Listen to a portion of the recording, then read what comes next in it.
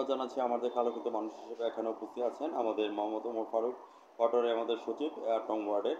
আমি সাংবাদিক ফরহাদ ভাই, ব্রাইট নিউজ 99 চ্যানেল এবং জাতীয় পত্রিকা দৈনিক আজকের আলোকিত সকাল থেকে আমি আপনাকে সম্বর্ধনা জানাচ্ছি এই শুভ সকালে সাক্ষাৎকার দেওয়ার জন্য। আমি পাটোয়ারি সাহেব, আমি জানতে চাচ্ছি যে আপনি এখানে সচিব নির্বাচিত হওয়াতে আপনার অনুভূতিটা কেমন লাগছে সে কথাটা চ্যানেলে তুলে ধরবেন। আমি সাংবাদিক ফরহাদ সাহেব আপনার সঙ্গে আছি। স্বনামধন্য পাটোয়ারি সাহেব। আমি সচিব নির্বাচিত হই নাই, আমি ওয়ার্ড সচিব হিসেবে কুমিল্লা সিটি কর্পোরেশনে চাকরি করছি 2012 সাল থেকে। আমাদের চাকরির সুবাদে বিভিন্ন জায়গায় বদলি করে, বদলির সুবাদে আমি এখানে আসছি 3 বছর প্লাস, প্রায় 3.5 বছর হচ্ছে। ওয়ার্ড সচিব হিসেবে কুমিল্লা সিটি কর্পোরেশনের নাগরিক যে বিভিন্ন ধরনের সেবা আছে, বিশেষ করে ওয়ার্ড কার্যালয়গুলো হচ্ছে নাগরিক সেবার একেবারে দূর প্রান্তে।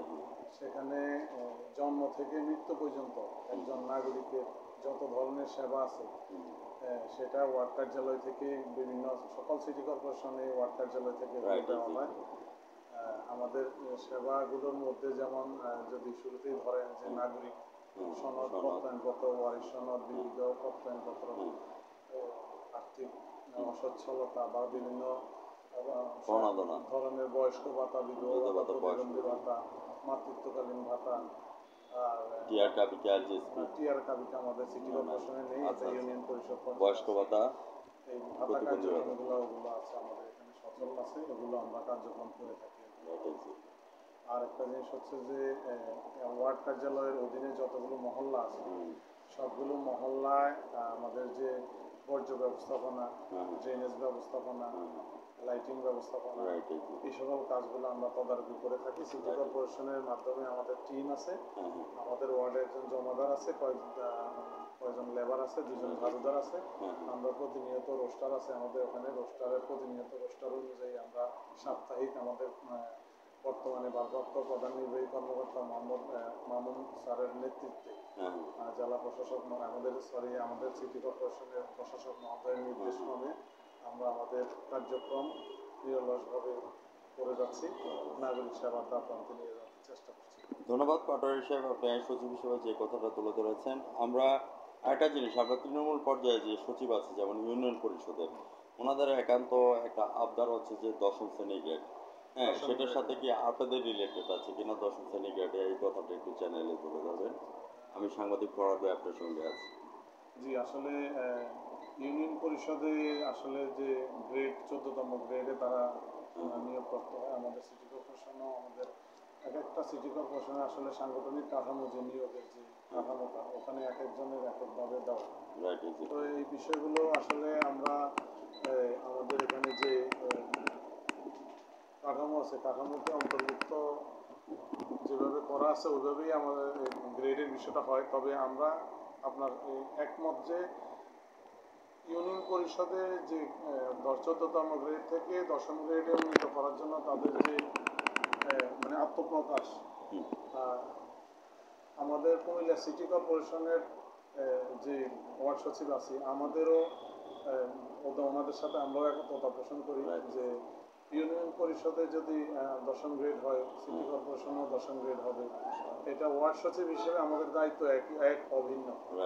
আমাদের সারা বাংলাদেশে ইউনিয়ন পরিষদ এবং সিটি কর্পোরেশনের যে ওয়ার্ড কার্যালয়গুলো, ইউনিয়ন পরিষদগুলো, আমাদের কাজের পরিধি একই, কাজের ধরন একই। সিটি কর্পোরেশন হিসেবে আমরা কিন্তু সিটি কর্পোরেশন কিন্তু বাংলাদেশের ফার্স্ট ক্লাস নাগরিকদের সংখ্যা বেশি, সেই সুবাদে আমরা ফার্স্ট ক্লাস নাগরিকদেরকে যে সেবাটা দিয়ে যাই, আমরা আশা করি যে সিটি কর্পোরেশন ইউনিয়ন পরিষদ 10ম গ্রেড হবে। 10ম গ্রেড হওয়ার জন্য আমরা আশাবাদী। আর বিশেষ করে সিটি কর্পোরেশনের দিকে মানে কর্তৃপক্ষ ভালোভাবে নজর দিবে, কারণ আমরা সর্বোচ্চ পর্যায়ের লোকগুলো যারা এলিট শ্রেণী যারা আছে তারাই সিটি কর্পোরেশনের বেশিরভাগ যাদের আর্থসামাজিক অবস্থান ভালো তারাই চেষ্টা করে যে এটা ভালো জায়গায় ছেলে মেয়ে লেখাপড়া করায় শহরে থাকি। ওই সুবাদে আমরা যে এই সেবাটা তাদেরকে ওই শ্রেণীর মানুষদেরকে বেশি দিয়ে থাকি। আর তাছাড়া নগরবাসী যত আছে লোক যে ওনাদেরকে বেশি দিয়ে থাকি, অন্যদেরকে দেই না, সে জিনিসটা তেমন না। সবাইকে দিয়ে থাকি, কিন্তু যারা বিভিন্ন জায়গা থেকে এলিট শ্রেণীর লোকগুলোই, যাদের সমর্থন আছে, তারাই শহরে এসে থাকে। তাদের সেবাটা যেহেতু আমরা দিই, আর তাদের মধ্যে আমরা আশা করি আমাদের দিকটা এলিট শ্রেণীও আমাদের আপনি জানেন, আপনারা যতবার মানববন্ধন করেছেন এবং ঢাকা পর্যন্ত আমরা গিয়েছি দশম শ্রেণী গ্রেডের জন্য, আমরা প্রায় 80% কাজ এগিয়ে আসছি। বর্তমানে অন্তর্বর্তীকালীন সরকার ডক্টর ইউনূস সাহেব এবং আমাদের জেলা প্রশাসকের দৃষ্টি আকর্ষণ করছে আমরা যাতে আপনাদেরকে দশম শ্রেণী গ্রেডে উত্তীর্ণ করতে পারি। সেই প্রেক্ষাপটে আমি আপনার কাছে জানতে চাচ্ছি, পাটোয়ারি ভাই, what's your next dream and next গোল? আগামী দিনে আপনার স্বপ্ন কী আছে? আমার যে ড্রিমের কথা বলছেন, আসলে এটা তো হচ্ছে আমাদের চাহিদা একটাই। আমাদের সিটি কর্পোরেশনে যে সকল ওয়ার্ড সচিব ভাইরা আছে, আমাদের প্রথমত হচ্ছে যে আমাদের প্রত্যেকের মানে রাজস্ব খাতে যেন আমরা থাকতে পারি। রাইট, রাজস্ব খাতে আমরা সম্মানের সহিত ভালো মানে ওয়ার্ড পর্যায়ের সকল সব, একটা ওয়ার্ড কার্যালয়ের ওয়ার্ড সচিব হচ্ছে একটা কেন্দ্রের মানে দাপ্তরিক কার্যক্রমের জন্য প্রধান মেরুদণ্ড। তো আমরা মানে আমাদের স্বপ্ন হচ্ছে এটাই যে আমরা মানে আমাদের প্রশাসক মহোদয় এবং স্থানীয় সরকার মন্ত্রণালয়, জনপ্রশাসন মন্ত্রণালয় বা মন্ত্রী পরিষদ বিভাগের কাছে আমাদের আবেদন একটাই, আমাদেরকে যেন রাজস্ব খাতে সঠিকভাবে মর্যাদা স্বরূপ আমাদেরকে। ধন্যবাদ। ভিউয়ার্স, যারা আমার চ্যানেলের সামনে আছেন, আজ রাত 9:15 আমাদের মোহাম্মদ ওমর ফারুক পাটোয়ারির সচিব সাহেবের সাক্ষাৎকারটি আমাদের ব্রাইট নিউজ 29 চ্যানেলে দেখে নেবেন এবং জাতীয় পত্রিকা দৈনিক আজকে আলোকিত সকাল থেকে আমি সাংবাদিক ফরহাদ ভাই বিদায় রেখা টানছি। আপনারা যারা আছেন আপনাদের ধন্যবাদ জ্ঞাপন করছি, তার সাথে আমি পাটোয়ারি ভাইকে ধন্যবাদ জ্ঞাপন করে বিদায় রেখা টানছি। ধন্যবাদ। অসংখ্য ধন্যবাদ।